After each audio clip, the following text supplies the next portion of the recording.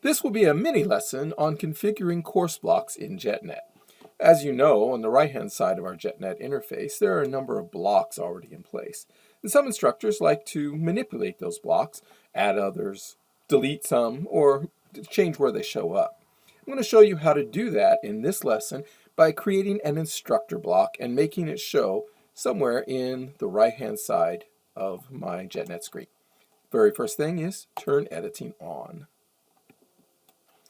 Now you can see that you have these additional control points in your blocks. And of course, there's always this course blocks menu. When I open the course blocks menu, it drops down a drawer.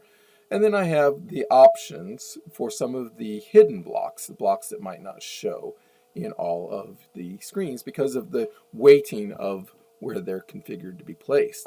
What I'm going to do is I'm going to scroll to the bottom and click in the Add a Block option. And for the instructor block, it's actually an HTML block, meaning it's just a block that we can configure to be an instructor block. There is no default instructor block. As you can see, my new HTML block shows here. Now I need to configure this block, and to do that I'm going to click over here. You notice that I have configure, I can hide, and then you can also delete a block. I'm going to choose configure.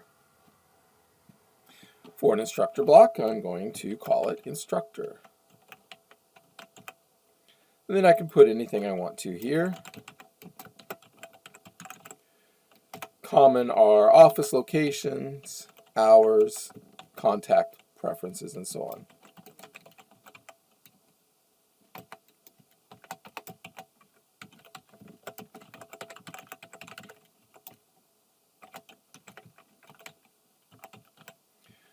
You can configure it as you would any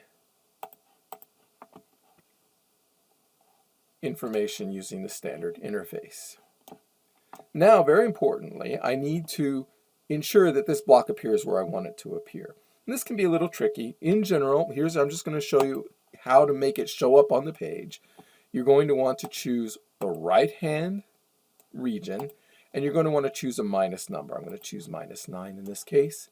Now I'm going to do that both in where this block appears and on this page, making sure it says yes, visible. I'm going to choose right hand and a -9.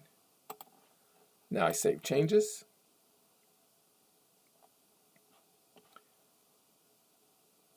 I close my course blocks, and you can see right here is my instructor block. Turning editing off, the block remains. Of course, the control points go away. And that's all there is to configuring a block or adding a new block. As I mentioned before, you can also delete it. And most importantly, probably for most people, is that very confusing how to make it show up in your course page without having students have to open the course blocks window. That concludes this mini lesson on blocks.